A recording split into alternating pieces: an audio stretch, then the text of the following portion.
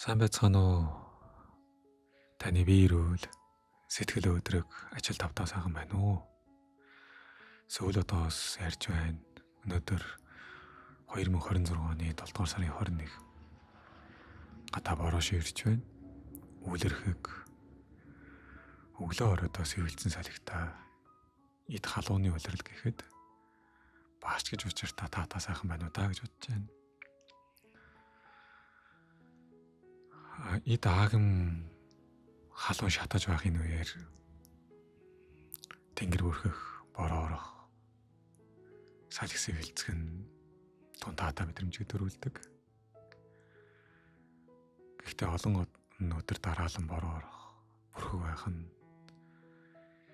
гэр оронд чийг татах, чигшил нэмэгдэх, өдөр болгон шүхэртэй зууралдах, гараад норох, гэрт орсон ч хадахгүй байх. Мэтчлэнгийн тухгүй мэдрэмжийг бас төрүүлж болно. Ер нь халиа зүйлс хамгийн багтаа сайн муу гэсэн хоёр талтай. Тэгээд 3 4 олон талтай шүү дээ. Хэрхэн аль талаас нь харахаас шалтгаалж тиймэрхүү мэдрэмж бүтэн төрдөг болов.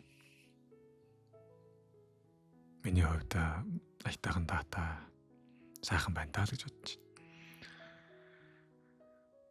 Өмнөх подкастаа та бүхэн шимтэн сонссон болов. Дахин сонсдог хүмүүс их байдаг болол та мэлээ. Өнөөдөр бас дахин сонсоод аймаар нэгэн подкастыг хийж бодлоо. Гэр орны хариун цэвэр миний сэтгэл санааны хариун цэвэртэй холбоотой байж болох уу? Гэрээ сайхан цэвэрлвэл сайхан зүйдэлдэг байж болох уу гэдэг сэдвээр ярья. Хувийн талаасаа гэвэл би хариун цэвэрч байдлыг жоохон чухалчилж үздэг төрлийн хүн л дээ. Тэр дундаа гарын хариун цэвэр, аяг тавг цагаан хэрэгэл, хариун цэвэр, эд материалын хариун цэвэр, энэ бүгдийг өөрийнхөө чадах хэмжээ саях гэж оролддог. Албадмал үйл байдлаар биш л дээ. Зүгээр энэ их чухал. Учираас ийм байвал сэтгэл санаа бас их амар амгалан байдаг учраас л аль болох зөв хариун цэвэр байх гэж оролддог. ертөнцийг үзэх олон янзын үзэл байдаг шүү дээ. Түүн дээр бас хүний хувь хүний өөрийнх нь байр суурь, хүмүүжил нэмэгдээд өөрийн гэсэн нэг юм үзэл бодол хүн төлөвшин тогтдог. Миний үзэл бодлын хувьд гэвэл надад байгаа бүх зүйлээ ариун цэвэр байлгах гэж оролддог. Ийм хувийн үзэл бодолд. Надад байгаа бүх зүйл ихээр хайртай хүмүүс маань ариун цэвэр байгаасай. Тэр хүмүүстэй хэр бүрт өрөвчихгүй юмсан. Миний хит тогшол, миний өрөө гар утас, компьютер ном, тэмдэр, гутал уцас цэвэр ариун байгаасай. Хэр бүрт багтаа байгаасай. Миний сэтгэл санаа, миний оюун бодол, миний дотоод мэдрэмж, сэтгэл хөдлөл аль болох юм эцэгцтэй байгаасай. Гэдэг ийм хувийн үзэл бодол түүндээ бас итгэж үнэмшдэг. Ингэж амьдрах гэж чадах ч нэгээр хичээж байгаа юм хүн л дээ. Өнөөдрийн сэдв тэгэхээр үүнтэй бас холбоотой сэдв учраас ярихад их тийм амар эвтэйхэн бас цугаатай байх болов хэмээн хайж. Хүн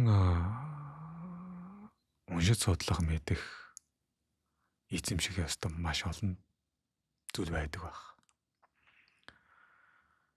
Гэхдээ эдгээр олон зүйлс дундаа сонгохдоо айл болох үйц өөрийн үзэл бодолд нийцсэн дээр нь сонгодог, дахин давтагдашгүй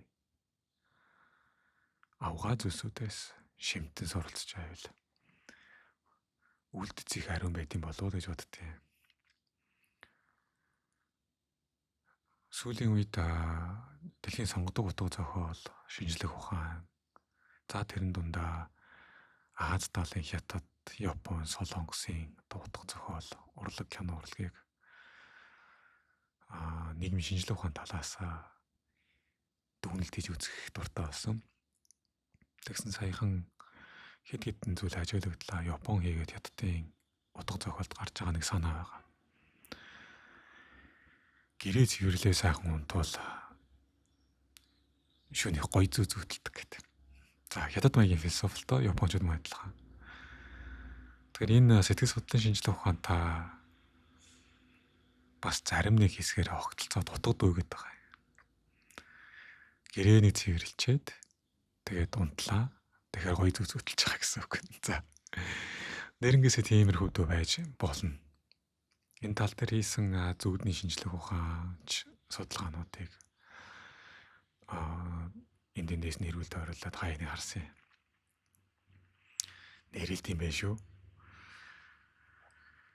За тэгэхээр бид нар хэд хэдэн төрлийн хүмүүс байдаг. Жишээ нь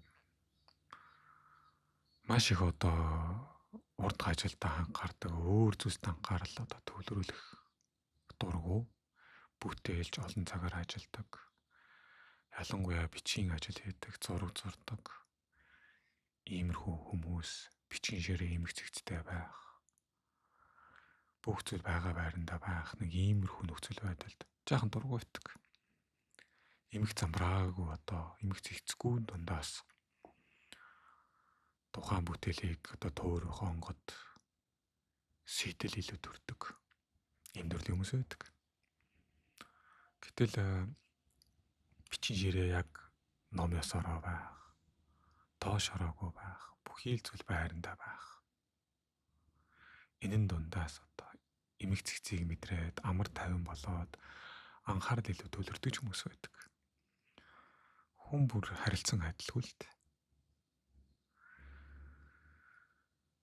Тэгтэл саяын миний яриад байгаа зүйл юу вэ гэхээр хүн ер нь яагаад гэрээ цэвэрлэдэг? Яагаад хувцас аваадаг юм? Яагаад машин аваадаг юм?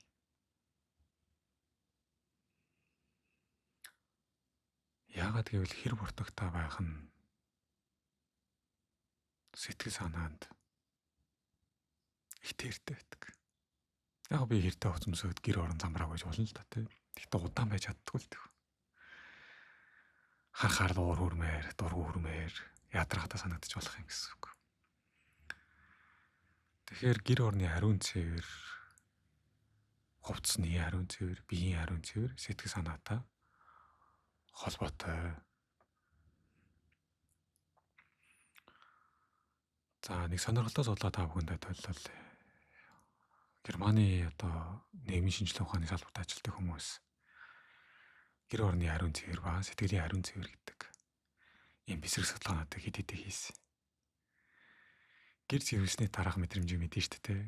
Бүгдийн толилгоод арчаад ширэгч тоосгүй болгоод тэг гартаа аяг цавараад гэрээ тойруулж харах. Эсвэл орон дээрээ дээшээ хараад байдаг. Тэр мэдрэмж ямар байдаг вэ? Сайхан байдаг. Яагаад сайхан байдаг вэ? Гэрийн ариун цэвэр, сэтгэлийн ариун цэвэр болж байгаа учраас.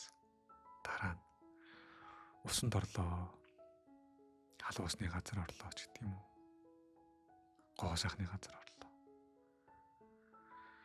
Уснаас гарлаа, бие арчиллаа, тосоллоо. За тэгээ хумсаа авлаа, сахлаа авлаа, үсээ янзлаа, нүүрэндээ тохирдог юмаа дүрхлээ. Тэгээ цэвэрхэн цагаан хэрэглэлд ороод хөвтлээ. Энэ мэдрэмж ямар байдг вэ? Сайхан байдаг. Би ямарсан юм шиг. Яагаад вэ? Биеийн ариун цэвэр бол сэтгэлийн ариун цэвэр болдог байна.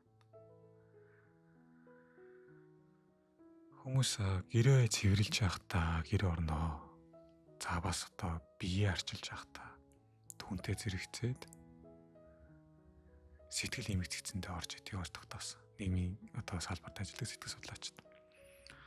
Мөн шкафа цэвэрлэх, хувцснуудаа ялгах, өвөл зууны харн ялгах, өнгө алдсан хэрэггүй хуучирсан хувцснуудаа гаргаж хаях,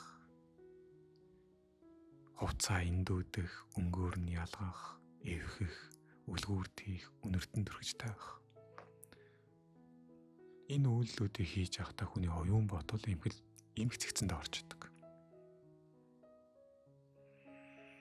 Магадгүй бид нэр заримдаа гинтгэл босоол шүүгөөгөө удлаал, хувцаа янзлаал, эвхээл, ялгаал, эсвэл шууд босоол гэртээ их цэвэрлэгээ хийгээл хөшгөө авч угаагаад тавилгануудынхаа байрыг сольдог шүү дээ. Энэ маань цаанаас сэтгэл зүйн тодорхой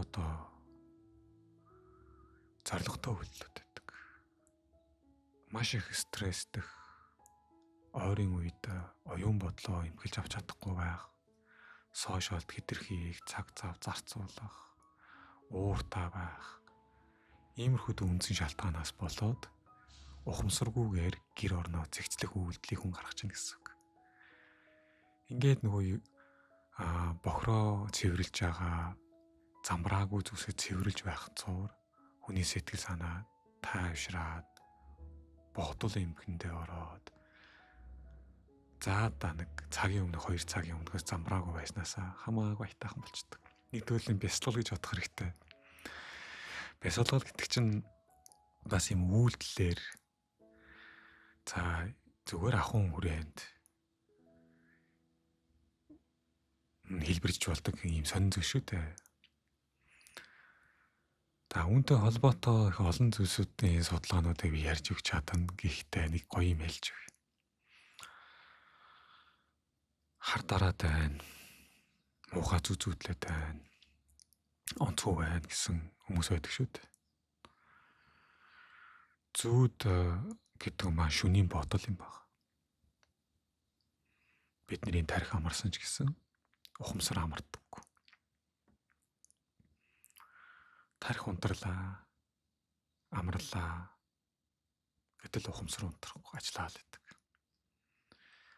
Ахуй амьдрал асуудал ихтэй, дэш дараагаа алдсан, зах замбраагүй болсон, шийдвэрлэх асуудал ихтэй, шийдэгдээгүй асуудал ихтэй, эргэлзээ, тэнэгэлзээтэй. Иймэрхүү үед ихэвчлэн бид нар онцгой зүтэлдэг. Мөн хоол боловсруулах эрхтний үйл ажиллагааж холбоотой. Хэтэрхий ихээр идэх, идэж байгаа зүйлсүүдтэй хяналт алдах. Энэ бүхэнтэй холбоотойгоор бидний шөнийн ухамсарууд ажиллаж эхэлдэг байна л да. Тэгээ зүтэлж байгаа. Харин түрүүний хэлсэнчлэн сайхан гэрээ цэвэрлээд, шалгаа зэмбийлгээд, өөрийгөө арчлаад унтахаар хүмүүсийн 80 орчим хувь нь бараг зүүдэлдэггүй, эсвэл утга учиртай сайхан зүтэлдэг байна. Зүүд хүртэл ресторанд ордог гэж үздэг. Энэ нь юуны нотлохоо болж байна гэхээр цэвэр цэмцгэр байх. Ахуйн энэ эрүүл ахуйч. Тэгээ эрүүл мэндээ сахин хамгаалдаг байх, хоолундаа тохируулдаг байх, хэр тоосгүй байх нь бидний сэтгцийн эрүүл мэндэд тодорхой хувь нэмэр оруулалтыг нотлохоо гэсэн үг. Нэг ялгаатай бас ойлгох зүйл байгаа. Би сэтгэлээ зэгцэлж ийн гээл өдөр болгон гэрээ стресстэн бай цэвэрлэх, уурлал аяг тавга угаах, ядаргаатай энэ хогоо цэвэрлжгээд яадаг байна гэж өвлж угаах. Ийм стресст байдлаар байн гэрээ цэвэрлэх нь сэтгэл санааг эмхэлж өгдөггүй. Сэтгэл судлаачдын өгж байгаа зөвлөгөөр 7 хоногт 2 удаа гэрийн ариун цэврийг сахиж байвал энэ нь стресст мэдрэмжийг, стрессийн дааврын ялгарлыг нэмдэггүй. Бас оюун санааг цэцлэхэд тустай. Бусад үед нь бол энгийн цэвэрлэгээнүүд тохирсон зүгээр зарим өдөр цэвэрлэхгүй байж бас болно шүү дээ. Иймэрхүү дэс дарааллаар явбал бас зүгээр. Харин их цэвэрлэгээний тухай ярихад бол энэ 2 сартаа 1 удаа, улиралд 1 удаа байвал зүгээр гэсэн тоо гарч байна лээ. За тэгээ хүн болгон өөр өөрийн бас амьдралын юм аяг хөвшилтэй янз бүрийн л одоо амьдрал авах үе, ажлын цаг өөр байгаа шүү дээ. Тийм учраас аль болох ер нь шкафны хариун цэвэр, гутлын шкафны хариун цэвэр, би яхон хариун цэврийг аль болох үеч одоо өөртөө тохирсон цаг хугацаагаар хийж тэрийгэ хөвшил дадал болгож үүнтэйгээ зэрэгцээ сэтгцэн эрүүл мэндэ хамгаалаасаа гэж та бүхнээс хүсмээр байгаа юм. Их олон одоо материалыг тогшолтоо байх тусмаа сэтгэлээ эмэглэх за бүн одоо оюун бодлоо зэгцлэхэд жоохон төвөгтэй болдог. Шкаф дүүрэн хувцастай байх, гуталтай байх, одоо гэр орон одоо тавилгаар дүүрэн байх нь эргээд хүнд одоо сэтгэл зүйн хувьд их дарамт, дүүнийгээ цэвэрлэх цаг хугацаатай харьцуулаад бодохноос ч гэсэн их төвөгтэй болж эхлэх талууд байдаг. Ийм болохоор ер нь аливаа зүйлсийг чинээнд нь тулгаж бохироо цэвэрлэх биш. Бохирдол цэвэрлэх шаардлагатай болсныг мэдмэгцээл залхуурлгүй та бүхэн ариун цэвэрч байдлаа хангаасай гэж хүсэж байна. Ийм хөөрхөн зүйлийг та бүхэндээ ярьж өгье гэж бодоод өнөөдөр гоё сайхан зүүдлээд инээмсэглээд хэрэггүй хэрэгцээ нь одоо дууссан тогшил новшосоо салаад биеэ инхрийлээд оюун санаагаа дистранд оруулаад сайхан зүйл бодоод ачааргалтай мэдрэмжтэй хантал мэдрээд намрын бэлтгэлээ хангаараа гэж хэлээ да. 7 дугаар сар хэдийн одоо 20 гараад явчих.